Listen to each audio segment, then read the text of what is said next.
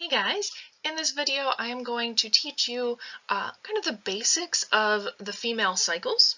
We're going to talk about what is happening in the ovary during a kind of textbook length 28-day cycle every month, what is happening in the uterus, where are the hormones coming from, what are they doing, and of course what is happening to those gametes, in this case the egg, to prepare for fertilization, and then if fertilization occurs, then what happens? Okay. As I walk through the slides, I'll give you, some of the names, some of the background, and then together we'll step aside and make a chart together, or make a representation, kind of putting all of these many details together. All the way at the end, we're going to look at a published diagram, this pretty famous published diagram that puts lots of these different pieces together so we can see what is happening on day 14 and can kind of connect the dots together. Okay? So before we can talk about a typical 28-day cycle, we need to kind of set the stage. So what is happening even before birth to kind of set the biological female up for ovulation, menstruation, etc. every cycle. Okay, so this story is going to begin with, before birth. We are going to be talking about events occurring within the ovary or the female gonad. Just for some perspective, here's the front of the uterus, the anterior side of the uterus. Here are the fallopian or the uterine tubes at either side, and then this is the ovary. Note that the ovary is not completely directly, that is, attached to the fallopian tubes, and so ovulation occurs kind of out into the pelvic cavity, and then hopefully that ovulated egg actually makes it into the fallopian tube. Now here we have taken a section through the ovary. Here is part of the uterine tube, and here is the ovary itself. Note that in the gonad, in the ovary, the oocytes, these little cells here, and the surrounding cells called the follicles are within the outer layer of this gonadal tissue, so within the cortex. Before the biological female is born, in the ovaries, the oogonia are going to undergo mitosis. And so just to relate back to spermatogenesis, right, generating sperm, oogenesis begins with mitosis, so making more and more of these germ cells that are genetically the same as any other cell within the biological female's body. But we need to just make a lot more of these cells so that each and every one has the ability to divide into gametes, right, eggs in this case. Okay. Unlike in the testis, where there are germ cells embedded within tubules called seminiferous tubules, here each and every cell, each and every oogonium is surrounded by its own layer of cells. At this point it's just a single layer of cells forming like a little shell, and that shell is called a primordial follicle. So primordial meaning ancient. So these are the original, the OG follicles. Okay? The follicles and the oogonia within them are clustered in the ovarian cortex in little groups called egg nests. How convenient, right? Or how cute. Again, before birth, these oogonia are going to begin the process of meiosis I. Now, very different than what's happening within spermatogenesis. Okay? So just like in spermatogenesis, we have gonium, spermatogonium. These are diploid cells, the same as any other cell in his body. As soon as they begin the process of meiosis, they are called primary spermatocytes. Here, primary oocytes are beginning the process of meiosis I. However, they don't finish the job.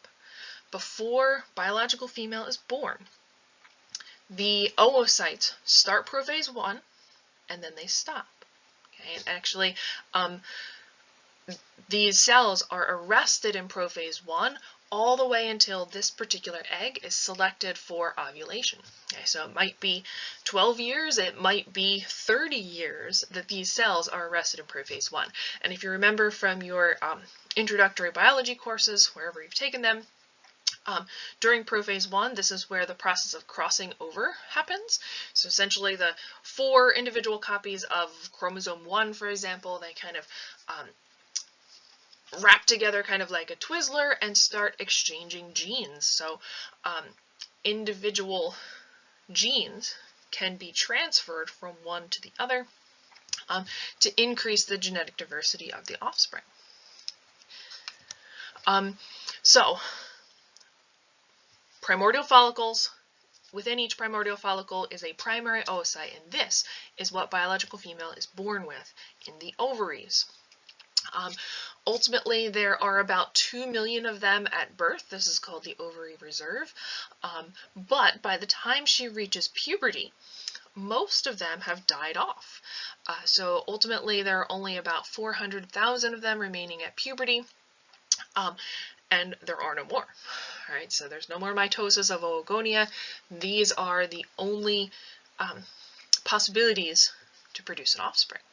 And of course, if you do the math, maybe 12 ovulations a year times however many years the woman is ovulating, so between puberty and menopause, only about 300 or so eggs are actually ovulated, and so this is technically more than enough.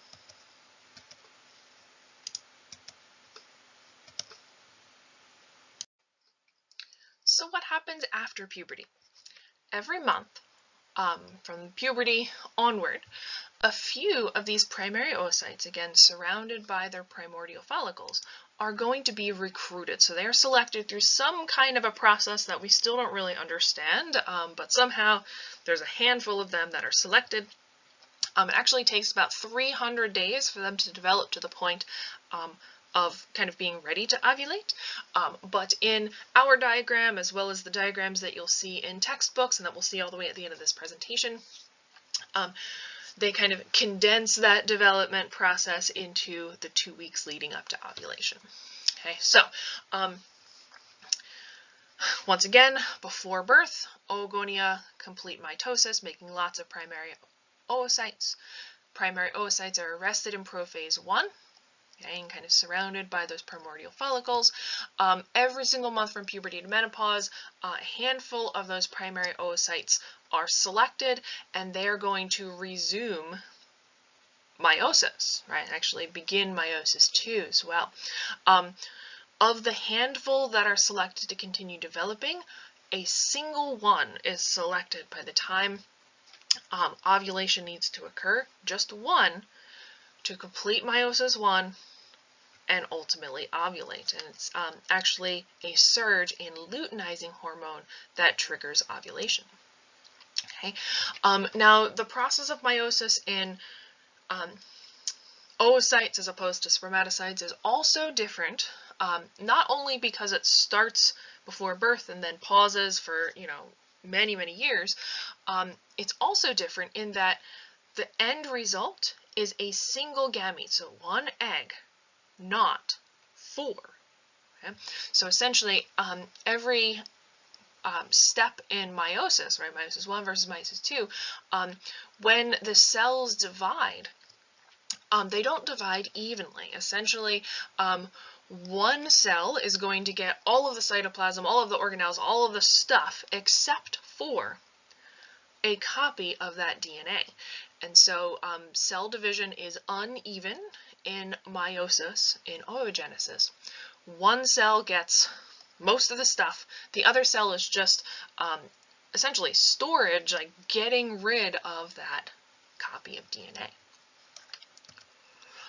That actual cell is called a first polar body, really small cell, and the bigger one is called the secondary oocyte. Just like we saw secondary spermatocytes, here secondary oocytes. And it is going to begin the process of metaphase, of meiosis 2. This time it's going to stop in metaphase 2. And so again, if you remember from your introductory biology classes, this is where those pairs of sister chromatids line up on the metaphase plate. They're attached to these fibers, which are then going to eventually pull the different sister chromatids to opposite sides of the cell and therefore into two different cells. But not yet. In fact, meiosis II is not completed by the time ovulation occurs. Right? So once again, oogenesis is stopped before it is able to be complete. So here is our template for the diagram that we're going to build together. What we see right here through the middle is a timeline. Okay, so essentially we are going to start our timeline before birth. Okay, so here before birth. And as we know, there's a lot of things that are happening specifically in the ovary before birth. What we have here is primary oocytes, which have been locked, or rather paused, in prophase 1, so the beginning of meiosis 1. And each of them are surrounded by these follicular cells, one single layer of cells, forming what is called a primordial follicle. Okay, so very beginning of the formation of both the follicle as well as the egg. Okay, so the primary oocyte within the primordial follicle are going to hang out all throughout puberty. All right, so what this next portion here is life kind of until puberty. Okay, and the rest of this timeline is essentially every single month, so starting at day 0 all the way until day 28. Every single month, every single menstrual cycle of the female's life. What we're also going to go over in this lesson, as well as building this diagram together, are different events that are happening at the uterus. Of course, what is happening in the follicles, as well as the oocytes within the ovary, and how hormones from these follicles ultimately interact with the hypothalamus and the anterior pituitary and influence the GnRH and LH and FSH release. Okay, so to kind of go on to the next steps here in our process, every single cycle for the duration of the woman's reproductive years, a handful of these primary oocytes surrounded by primordial follicles will be selected, and they will be able to continue with their development. What that continued development is going to look like is, first of all, the primary oocyte is going to continue with meiosis 1. Okay, so continue with it and actually complete meiosis 1. Simultaneously, the follicular cells are going to be undergoing mitosis and differentiation. As we can see, there are now two different types of cells, two different types of shapes that are surrounding the primary oocyte that is undergoing meiosis 1. We have the innermost cells here, which I have in pink. These are called the granulosa cells. Okay, the granulosa cells are going to be responsive to FSH. Okay, so what that means is that there are little receptors that are on the surface of these cells. All right, so this receptor is binding to FSH here, and FSH is going to trigger the mitosis and differentiation of these cells into more granulosa cells. Okay, around the outside, we have what are called theca cells. And these theca cells are going to be responsive to the other, kind of the other option. Okay, so the other gonadotropin hormone is LH. Okay, so there are receptors on the theca cells for LH only. Okay, so together, LH and FSH are kind of driving the development of this follicle, more and more and more cells, and therefore more and more of whatever activity that they are completing. Okay, so this process is going to continue. LH and FSH are continuing to trigger more and more activity, more and more division of these cells. Okay, and so we see that the timeline is moving along. This is the first couple weeks of development, or of the female cycle. Day 14 is ovulation. Okay, so we have to prepare for ovulation here, and so what you can see here, a couple different things have happened, and I've kind of fast forwarded from this to this in this little diagram. In a future video, you're going to look at each and every step in between, but some highlights here.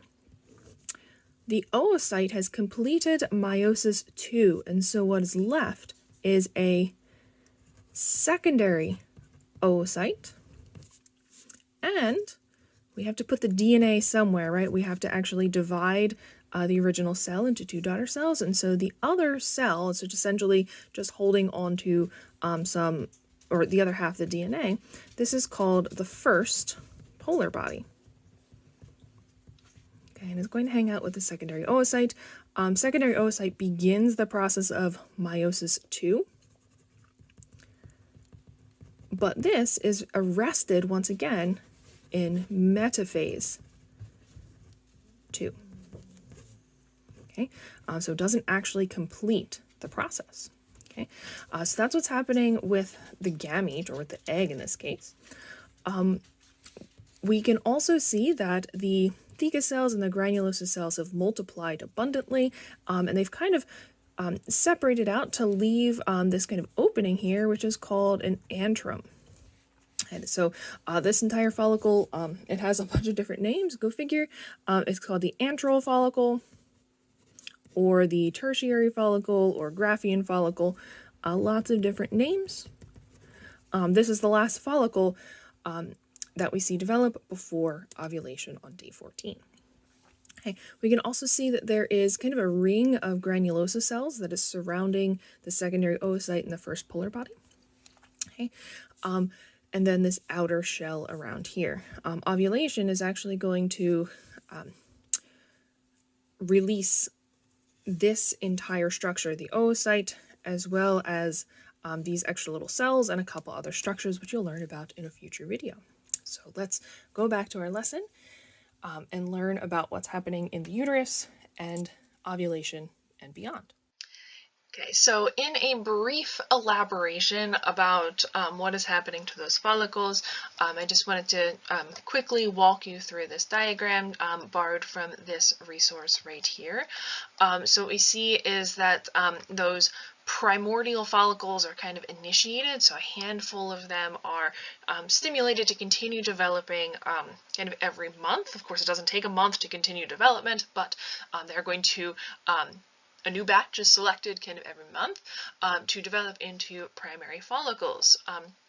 And you'll see some pertinent details in a future video, but for now, note that there are now two different sets of cells, thecal and granulosa cells, with this kind of gooey layer between the granulosa and the oocytes. Okay. Okay, so this process takes a couple months, really. All right, so it takes a couple months. The follicle is growing. We can see that the theca and granulosa cells are going to become more and more abundant, so undergoing mitosis and mitosis and mitosis. This process is driven by follicle stimulating hormone. Okay, and ultimately the theca cells express luteinizing hormone receptors, and the granulosa cells express follicle stimulating hormone receptors. Okay.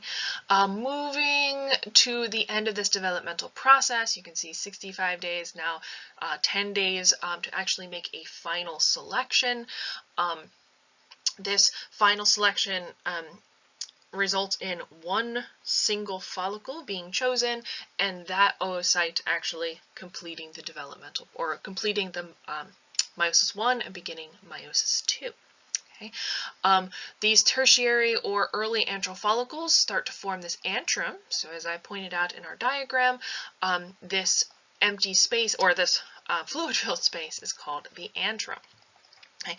Some of those granulosa cells are still hanging out around the oocyte, and those are called the corona radiata. So corona meaning crown, that radiates around the oocyte. Okay. Finally, kind of behind my my video down here, the most mature follicles, the ones that are actually triggered to ovulate, to burst, and kind of spit out that secondary oocyte surrounded by corona radiata. Those are called the Graafian or the antral follicles. And so all of the follicles that don't get selected, they're going to undergo the process of what is called atresia. So these guys kind of die off, leaving one single follicle to ovulate. As these follicles and the oocytes within them are developing, there's also a lot of hormonal actions that are occurring as well. And so I want to recall your attention back to this steroid hormone diagram that we've looked at before. This is a mitochondria, right? Cholesterol is taken in and kind of converted into a lot of different types of steroid hormones, depending on which enzymes are expressed or not expressed. We, at this point, have talked mostly about the mineralocorticoids like aldosterone, we've talked about glucocorticoids like cortisol, and now we can talk about those sex steroids. In the adrenal glands, we looked at how DHEA and androstenedione were produced, but this same process is going to occur within some of those follicular cells. Okay, or actually all of the follicular cells, we'll see which steps are happening in each. Hormones that are going to be important for this part of the story are progesterone, so progestation. Androstenedione is actually also going to be made by follicular cells, and we can convert this androgen into estrogenic compounds. Okay, so let us zoom in to just the sex steroid parts that we're interested in now. As we know, pregnenolone and progesterone can be converted into androstenedione ultimately, and that is occurring partially by activating the 17-alpha hydroxylase enzyme. So you turn this one on, you activate this, express it more, and these precursor molecules can be converted into androstenedione. This part of the metabolic pathway is occurring in those theca cells, so the outermost cells of the follicles. In the granulosa cells, androstenedione can be converted into estrogenic hormones. Okay, so theca cells are actually making an androgen. Okay? But the granulosa cells are going to take this androgen and they're going to convert it into something different. And so I want to point out a couple important enzymes for this story. 17-beta-HSD is an enzyme that converts a sex steroid into a more potent version. And so, for example, androstenedione is kind of a less androgenic androgen than testosterone is. And so to make androstenedione more androgenic, 17-beta-HSD is going to complete that reaction. Okay, similarly, less estrogenic can become more estrogenic by activating 17-beta-HSD. Okay, another important enzyme is aromatase. Right, so this is expressed from the CYP19 gene. These two terms are used interchangeably all the time. They convert androgens into estrogens. Okay, just generically androgen to estrogen. Okay, and as we know, 5-alpha reductase converts testosterone into DHT. This is not just happening in the testes, this is happening in a lot of target tissues. Okay, so androstenedione can be taken up by granulosa cells. Of course, they're adjacent to the theca cells within the follicles, and aromatase, CYP19, can convert this androgen into an estrogen, so estrone, slightly less estrogenic estrogen. Okay.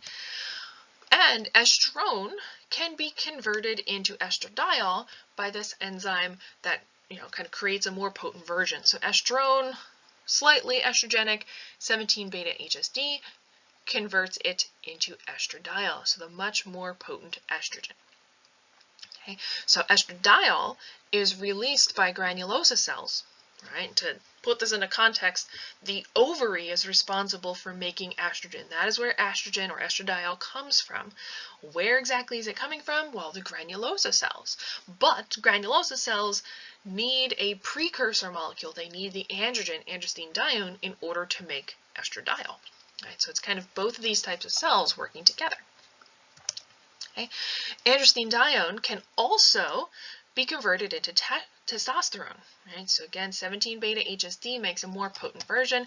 Androstenedione is converted into testosterone by 17-beta-HSD. And again, this is happening within those granulosa cells. Testosterone can be converted into an estrogen by the same enzyme here, aromatase. So aromatase makes an androgen into an estrogen. And so again, estradiol, estrogen, most potent form, is released by the granulosa cells, which are converting an androgen into this potent estrogen. Okay.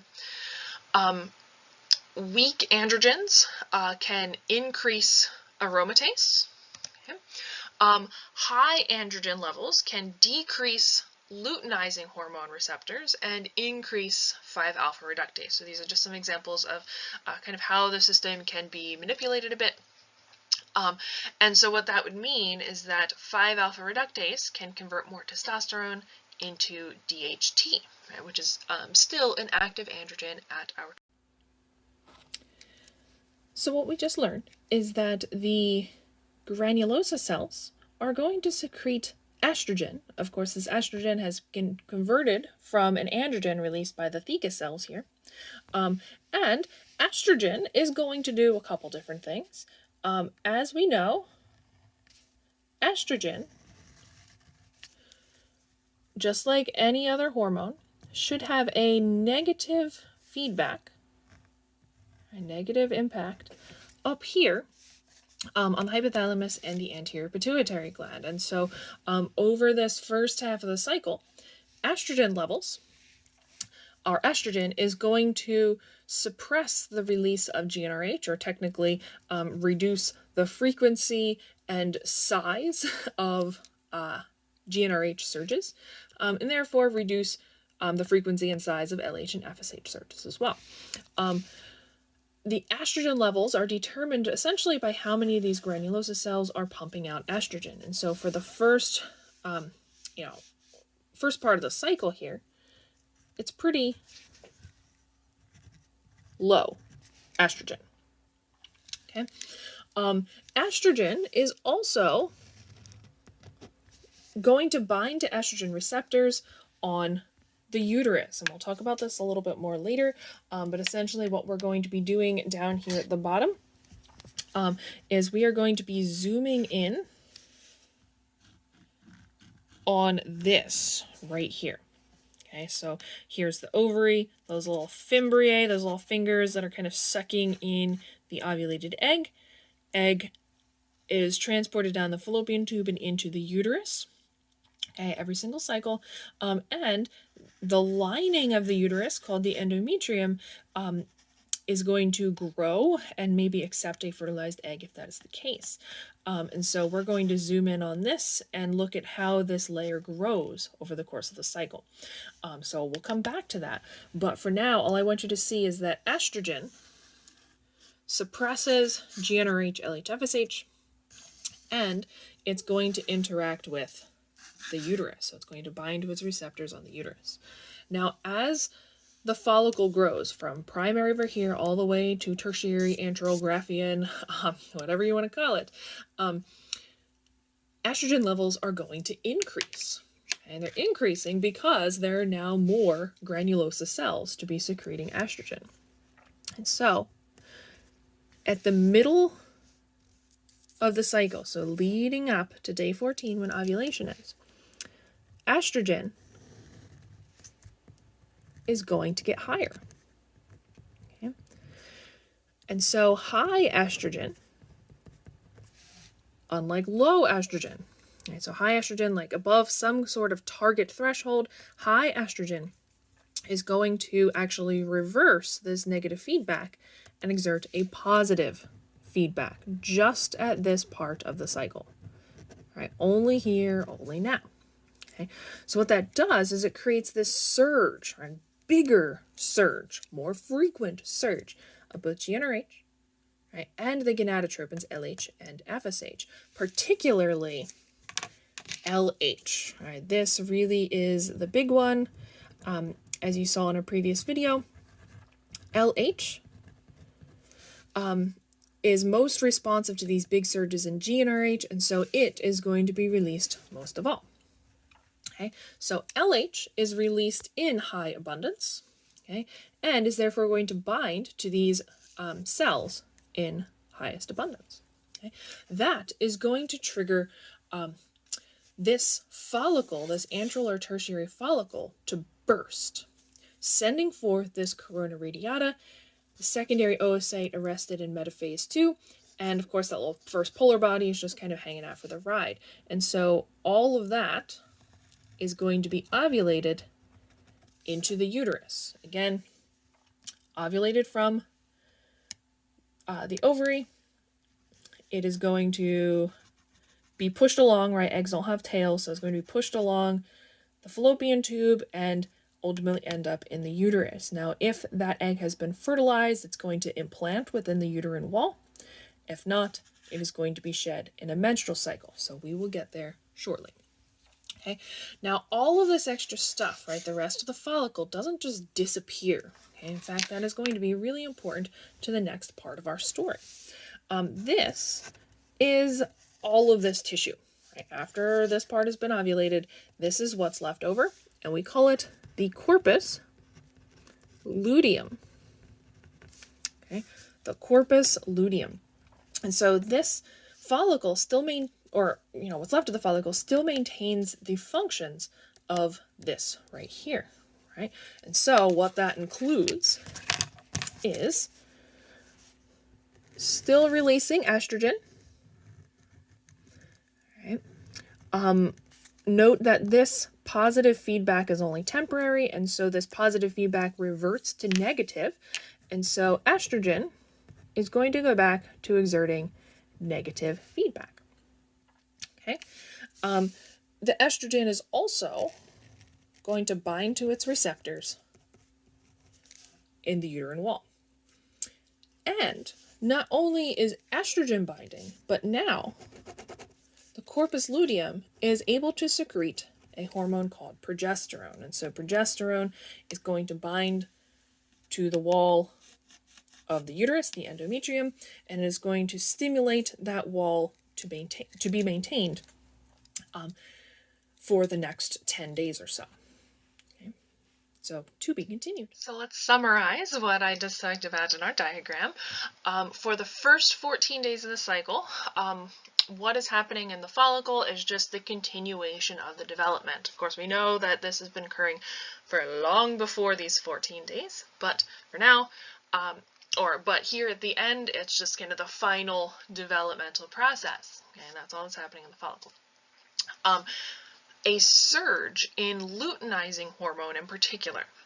Again, LH cells within the anterior pituitary, they are going to be more responsive to that surge in GnRH, okay, and therefore they have this huge surge on about day 14, triggering ovulation, and so that is going to trigger this outer layer of the follicle to rupture, releasing just the oocyte, the zona pellucida, right, so that gooey structure in the middle here, and some of those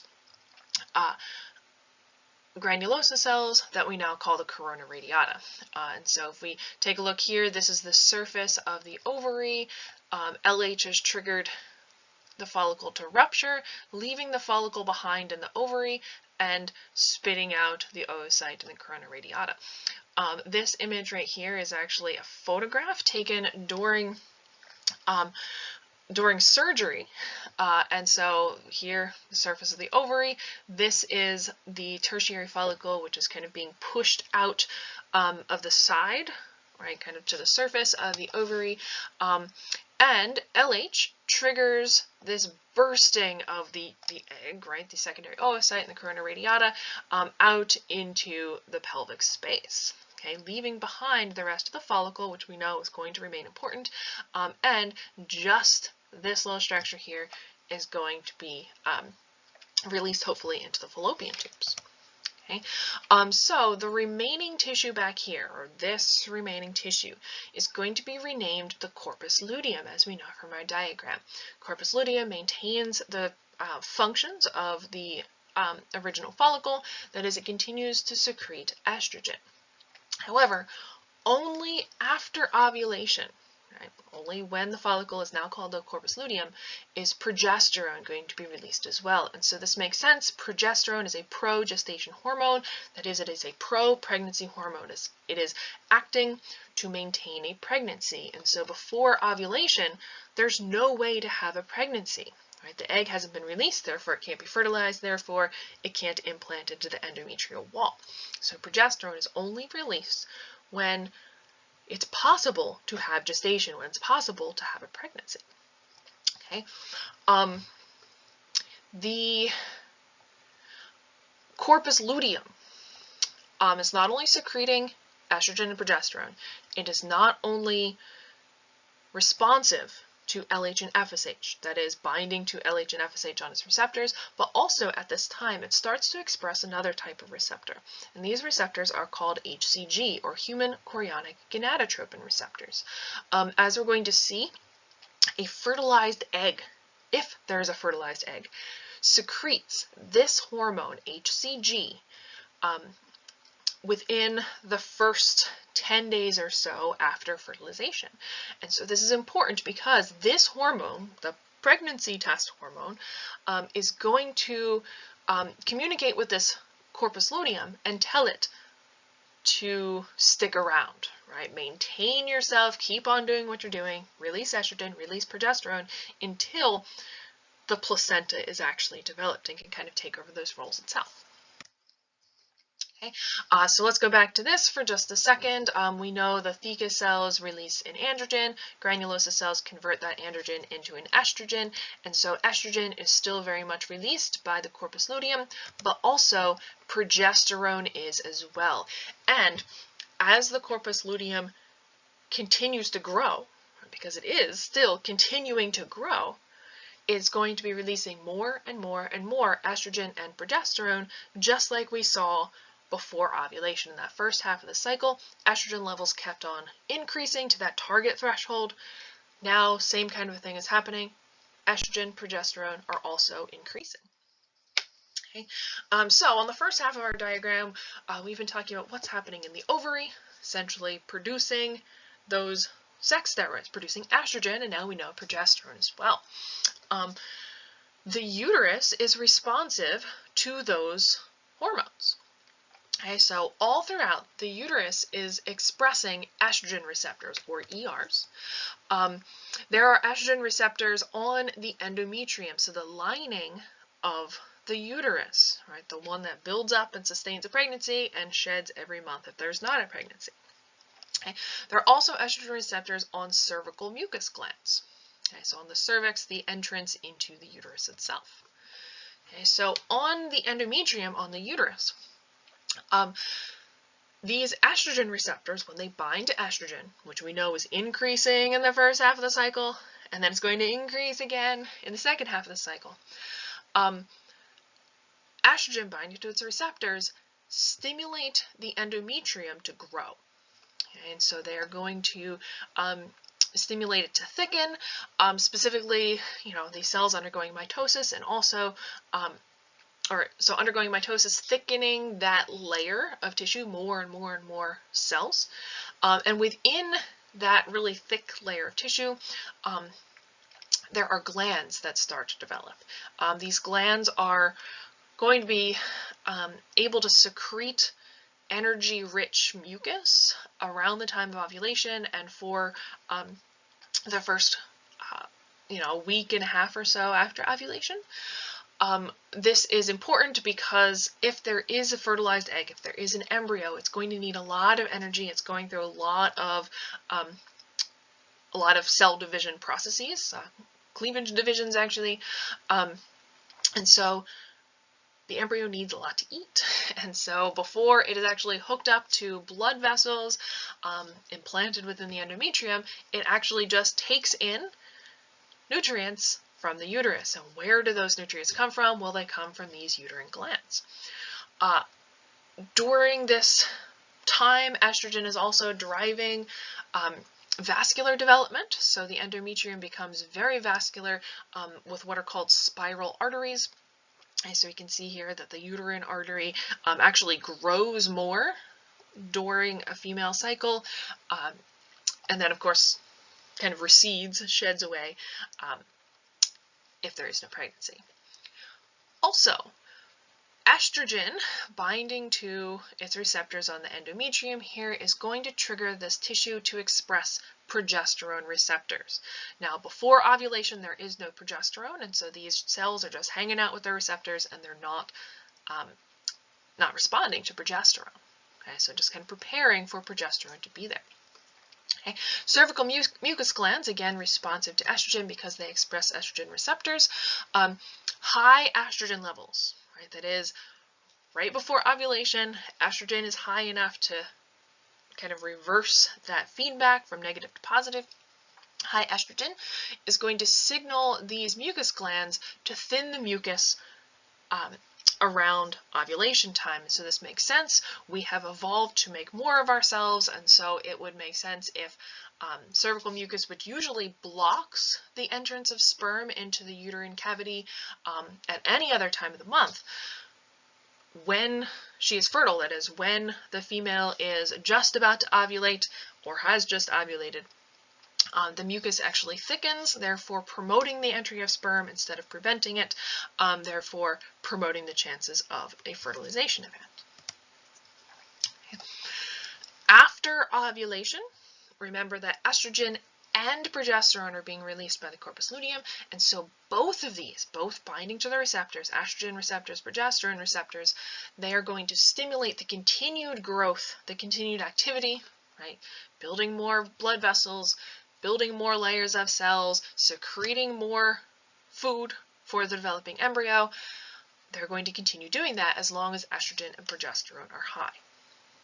I have added stars to progesterone because progesterone is much more powerful in this process. Okay, again, progestation, it wants to, or it stimulates maintaining the endometrium, all the lovely things that it does, as long as there is a fertilized egg. Okay, so this continues, right? So corpus luteum keeps on getting bigger and bigger, therefore more and more and more estrogen and progesterone. Okay, and that happens for 10 days after ovulation.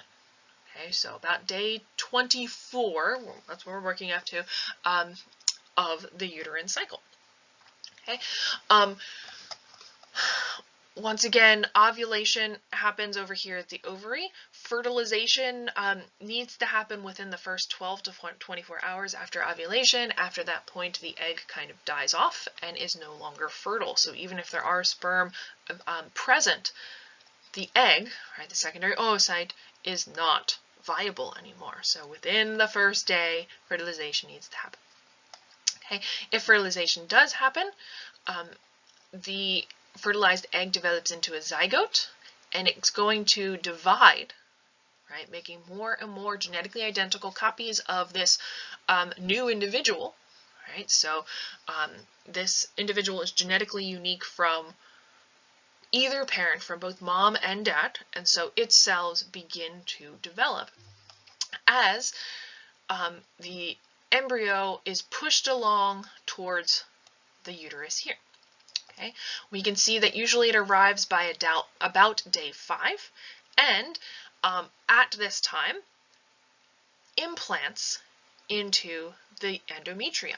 Right, so if we zoom in on that implantation process there, so right here or up here or wherever, the embryo, okay, literally like burrows into the endometrium. We can see that it's growing into the endometrium here. These are those glands that I was talking about that secrete kind of like the embryo's lunch. And the embryo continues to grow and divide as it is burrowing in. All right, so usually by day 10, this has occurred. This is implantation. The embryo has embedded within the endometrial lining. And during this time, now there are cells that have started to differentiate, some of which are able to start secreting a hormone. And so that's where we'll pick up by day 10 after ovulation. If the fertilized egg has implanted, that is burrowed into the endometrium like we see here, the embryonic tissue, and only the embryonic tissue, not mom's tissue, but baby's tissue, is going to start secreting human chorionic gonadotropin. Okay, right? The gonadotropin means it's going to activate the gonads, specifically the corpus luteum. The HCG binds to its receptors on the surface of the corpus luteum, telling it to keep on trucking, telling it to continue living. And the reason it needs to do that is the corpus luteum is programmed to die after 10 days after ovulation. So after 10 days of forming in the first place, it is programmed to automatically die. Okay? Without HCG, corpus luteum dies. With HCG, corpus luteum is going to be maintained. Okay? When the corpus luteum dies, it degrades, it kind of like shrivels up into something called the corpus albicans, or the white body. And so essentially this is a little scar of a former follicle. All right, let's finish up our diagram here. So now we're going to add in all this stuff that's happening down here in the uterus. Keep in mind that we're like zooming in here, and so we'll be talking about the endometrium, this layer here, getting thicker and thicker over the course of the month. Okay, so actually starting at day 0, okay, so the beginning of the cycle, so when this follicular development was really starting to take hold, during the first couple days, and again, this is variable depending on, who you are, genetics, age, all that kind of stuff. But day 0 is actually the beginning of menses, right? Menstruation or shedding of the endometrium from the previous cycle. And so menses, again, this is the shedding of the endometrial lining. Okay, so at the end of menses, the thickness, again, zooming in over here, the thickness of this layer is not very thick at all. Okay, however, we know that estrogen secreted by the granulosa cells, right, is going to bind to its receptors on the endometrium, and it's going to trigger it to start building. Okay, so start undergoing mitosis, building thicker and thicker, thicker and thicker yet, as estrogen levels continue to get higher. Okay, ovulation. Okay, and now not only is estrogen binding, but progesterone is binding as well, and so the endometrium continues to get very thick. And so we can imagine that this entire space here is the thickness of this layer. Okay, so what is in the endometrium? We know that there are kind of little glands. Okay, they are going to secrete glycogen-rich mucus. Okay, we know that there are blood vessels kind of spiraling up from the base here. All right, so lots of blood vessels. Okay, and we also know that this secondary oocyte is on its way into the uterus. Okay, and at around day 5 after ovulation, so about day 19 of the cycle, the oocyte that is fertilized can actually embed within the endometrium. All right, so this is the embryo. It has embedded within the endometrium. Okay, and of course it has been sustained by secretions from the uterine lining, from the endometrium here. Okay, the embryo, if it is present, if it implants, Right? This is only with implantation. Then it is going to start secreting a hormone. This hormone is called HCG. Okay, so HCG comes from the embryo. That is going to tell the corpus luteum, the corpus luteum in the ovary to keep on living. All right, so HCG from the embryo is going to bind to its receptors on the corpus luteum if there's an implantation. Okay. If there's an implantation, HCG is secreted, it binds to its receptors on the corpus luteum. The corpus luteum is maintained. Okay. And so going back to the uterus down here, the endometrium is going to keep on growing. It's going to keep secreting its stuff. It's going to keep on, bringing these blood vessels closer and closer and, sustain the pregnancy. Right, so this is with implantation. If there is no implantation, so this does not happen, automatically 10 days after ovulation, the corpus luteum degrades. So if there's no implantation, no baby, corpus luteum degrades into the corpus albicans.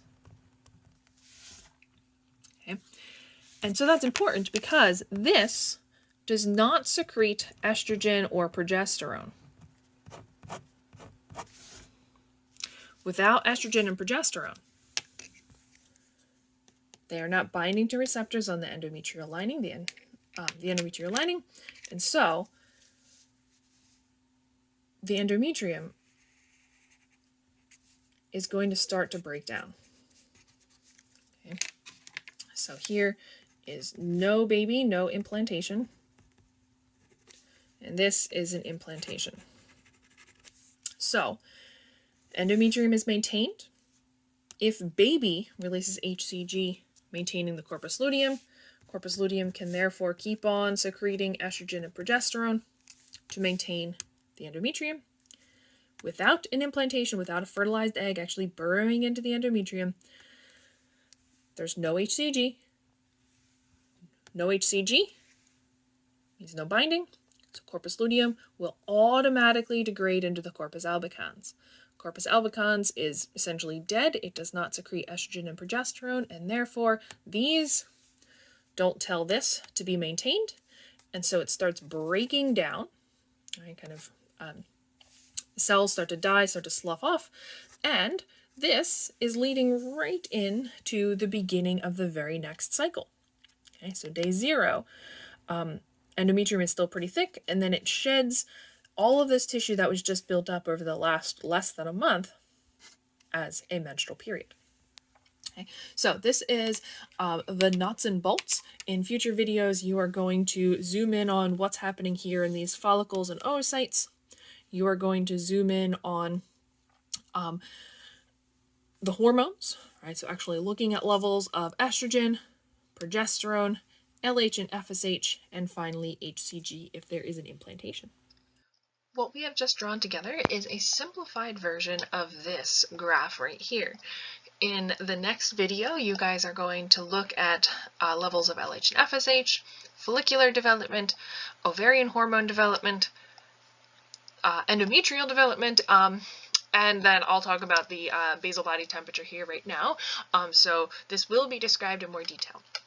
But for now, what I want you guys to see is, essentially what we have been talking about for this entire video, and how it can be broken into 2 different cycles. Both are generally considered to be, in a textbook anyway, 28 days, although in reality, a very low percentage of women actually have a true consistent 28-day cycle. We just use 28 days as an average. Okay, the first cycle we can talk about is the ovarian cycle, so essentially what is happening in the ovaries, and that is referring to all of this follicular development, Here, we know that the follicles produce hormones, right? Estrogens as well as progesterone, and even inhibin, which I've mentioned before. And this cycle is essentially controlled by LH and FSH. The menstrual cycle, on the other hand, is referring to what's happening in the uterus. So this here is essentially looking at the endometrial lining. This graph shows us a thicker lining up here and a thinner lining down here. So the y-axis is essentially thickness, and instead of just having a regular old line, this graph shows us what is actually happening in the endometrium as well. So these extra glands and the spiral arteries, etc. So just want to add a couple terms to what we've already talked about. The ovarian cycle. The first 14 days is called the follicular phase because this is when the follicle is driving the progress. Okay, this is the follicular development. The corpus luteum is not does not exist yet. Okay, this is variable.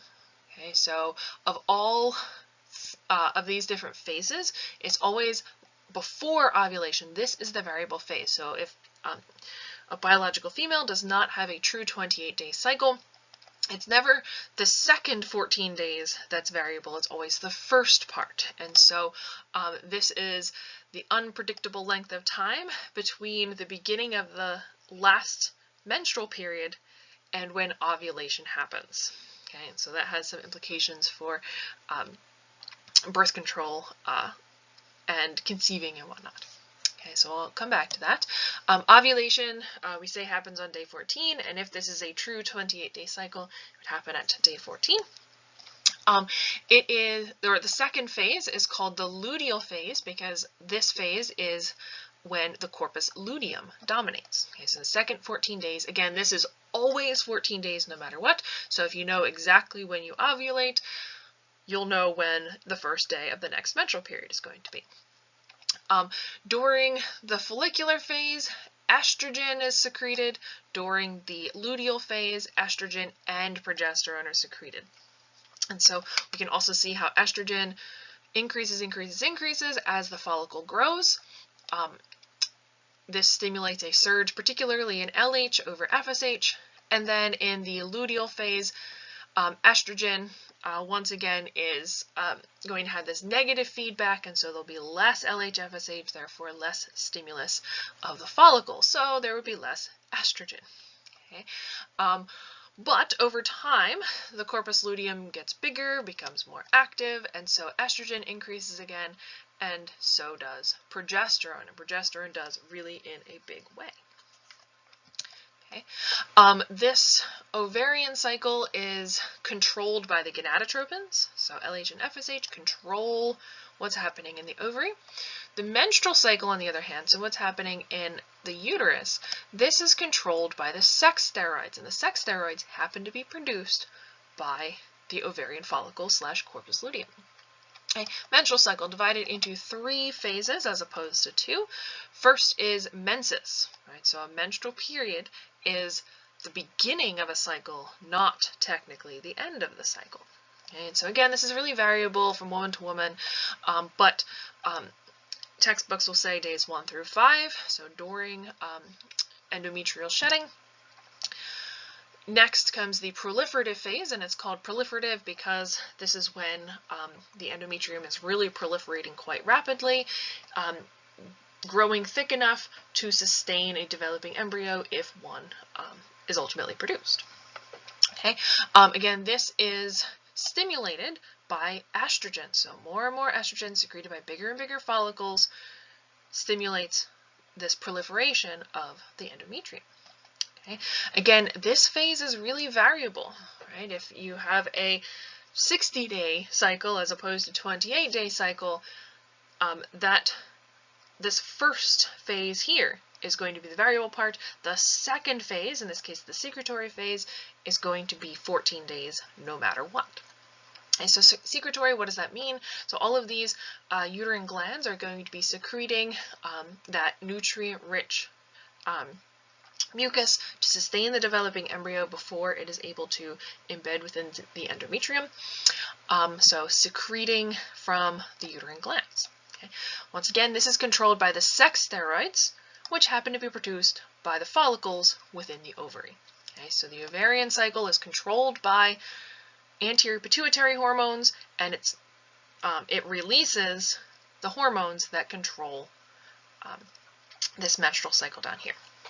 Now, one more thing that I want to point out is that basal body temperature does vary from the first phase of both of these cycles to the second phase of both of these cycles. In the follicular slash proliferative phase, basal body temperature is a little bit lower. You see a slight dip at ovulation time, and then it's a little bit higher in the second half, so in the luteal slash secretory phase of the ovarian and menstrual cycles. And so individuals who are monitoring fertility, right, so thinking about when ovulation would be, and therefore when intercourse should or should not happen, depending on what your goal is, basal body temperature is one of the factors that can be measured. Okay. Another thing is luteinizing hormone, right? So when you see this spike, that means ovulation is going to happen then, and then the egg remains viable for up to the next 24 hours. So now that we understand the fluctuations in hormones and when ovulation is happening and like what stimulates it, we can talk a little bit about some, certainly not all, birth control methods. First and foremost, I'll talk about the pill. So the birth control pill or oral contraception often includes some kind of relatively high dose of a synthetic estrogen or synthetic progesterone, or both, depending on the type of pill. And so ethinyl estradiol is super potent synthetic estrogen, so that's what is used very commonly, but also some other progesterones. And so what that is doing is essentially mimicking this half of the cycle, right? The luteal phase of the ovarian cycle slash the secretory phase of the menstrual or uterine cycle. And so it is at this time when progesterone is really high, it's at this time when estrogen is relatively high. And so the pill is essentially hormonally mimicking the second half of the cycle when, if this was a natural cycle, a fertilized egg would already be implanting into the endometrium. And so if an egg is already fertilized, there would be no need for another egg to be ovulated. And so this prevents ovulation from even happening because as far as the body's tissues are concerned, there's already a baby or could already be a baby, and so there's no need to ovulate again.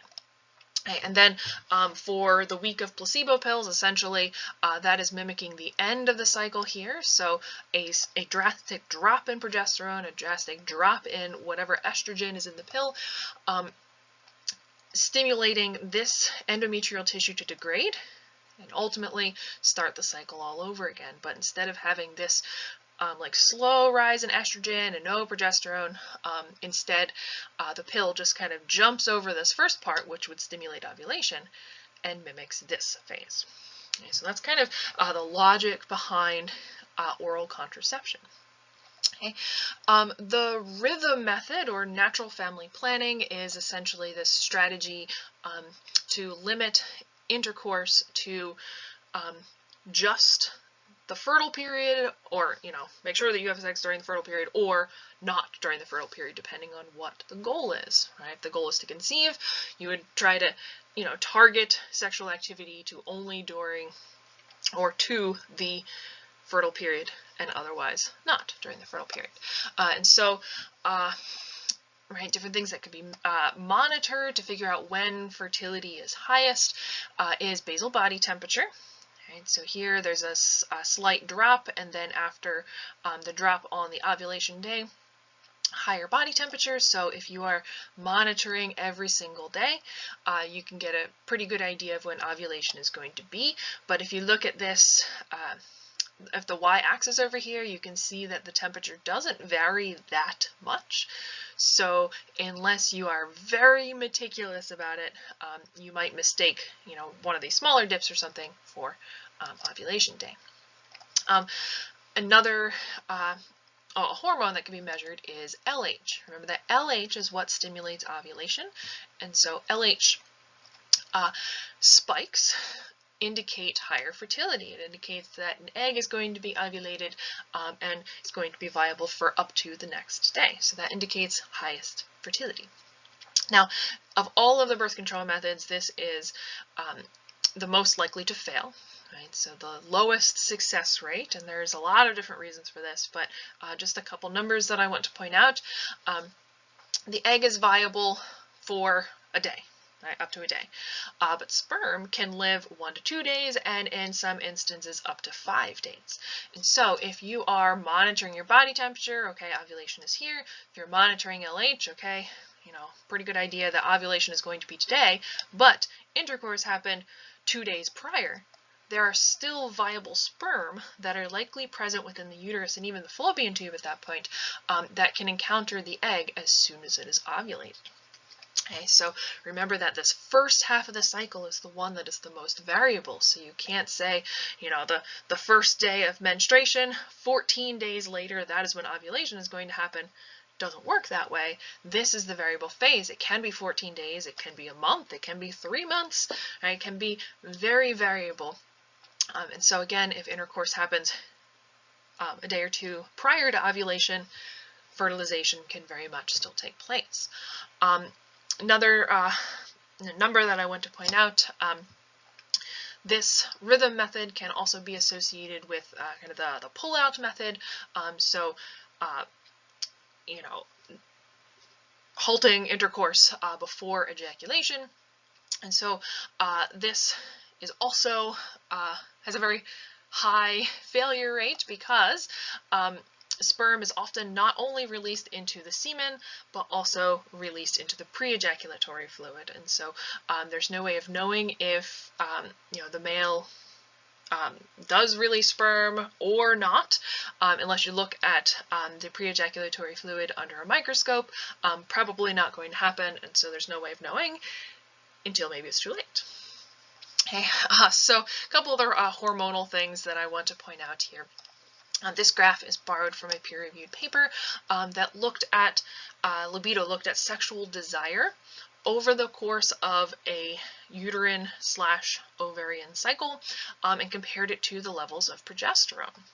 And so on the x-axis, same scale, so day 0 versus day 28, although ovulation they have marked as 0, but beginning of the cycle, end of the cycle, and ovulation right here in the middle.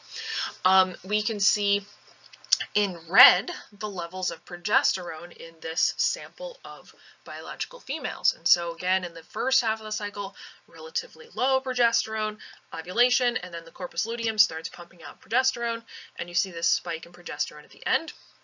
Or in the second half of the cycle, luteal/secretory phase. And in the absence of a fertilization event, progesterone is going to drop as the corpus luteum degrades into the corpus albicans. So essentially this red line is this black line over here in our graph. Okay. In blue, you can see desire, sexual desire. And this sample size included females in committed relationships who were single, who had you know, interest in same-sex partnerships, opposite-sex partnerships, right?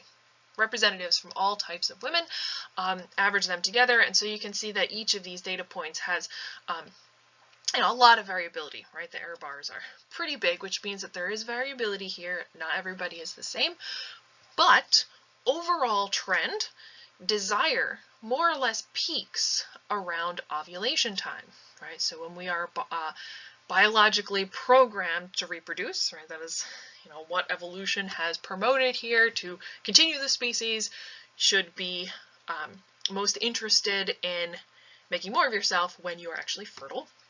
And then in the second half, right, so during the secretory phase here, there's no way to achieve a fertilization event in this part of the cycle because ovulation has already occurred, viability window has already closed. If there is a fertilized egg, it will implant. If there's not a fertilized egg, no amount of sex is going to make a fertilized egg without an egg actually present. And so, and biologically, evolutionarily, there is less of a payoff for continuing the species in the second half of the cycle, and so desire goes down in the second half here. And so, as progesterone increases, sexual desire decreases. Okay, so there is clearly a role of this progestation hormone, right, the hormone that is released to maintain a pregnancy. Right? If it's maintaining a pregnancy, no amount of sex is going to create another pregnancy, and so desire goes down. It is inhibited in part by progesterone. Okay? On a similar note, in the past decade or so, there's been a lot of really interesting research on desire, on attraction, in relation to birth control pills, in relation to pheromones. And so one that I wanted to point out was summarized in this Scientific American Mind article. Essentially, what these researchers found was that women who are on the pill, right, oral contraceptives, essentially are medically or are pharmaceutically telling their bodies that they are pregnant, right? So mimicking this phase of the cycle, and as we'll see later, progesterone just continues to increase if a pregnancy is actually achieved. And so, month after month, telling your body that progesterone is high, therefore pregnancy has been achieved. This is more or less changing who she's attracted to, or not attracted to, who she wants to be around, to people who are more genetically close to her, so people who are related to her. And so this makes sense because when the woman is pregnant, she should be kind of nesting, kind of getting closer to her support network, preparing for the birth of the child, as opposed to seeking individuals who are genetically different than her with whom to mate and therefore make an offspring. Right? It makes sense to mate with someone who is genetically different than you, but to build community with and rely on for caregiving, etc., with your actual family. So who is related to you, who is genetically similar to you. And so turns out, right, again, that part of what's going on here, as well as different pheromonal cues, turns out the pill makes women more attracted to men with a similar MHC, which is dictating pheromones and who she is attracted to, who she wants to mate with. And so the article goes on to talk about how biological females who are on oral contraceptives for a long time and who are, dating while on oral contraceptives, they might be attracted to somebody who is more genetically similar to them during the dating process, but then if she and her partner choose to reproduce, she would go off of the pill, and all of a sudden, without that excess progesterone or estrogen, or both, she reverts back to being more attracted to people who are genetically different than her, and so maybe who she's attracted to on the pill might be different than who she's attracted to off the pill, and so there's some really interesting dynamics to be considered there. So I just throw that out there as kind of an interesting side effect of this, and now we can understand it maybe a little bit more because we know about the hormones involved. Okay, so thank you guys so much for watching. Again, future videos are going to break down what is happening here, so with follicular and oocyte development, how the different hormones are produced, whatever, and another video showing you and walking you through this in detail as well. So thank you guys so much.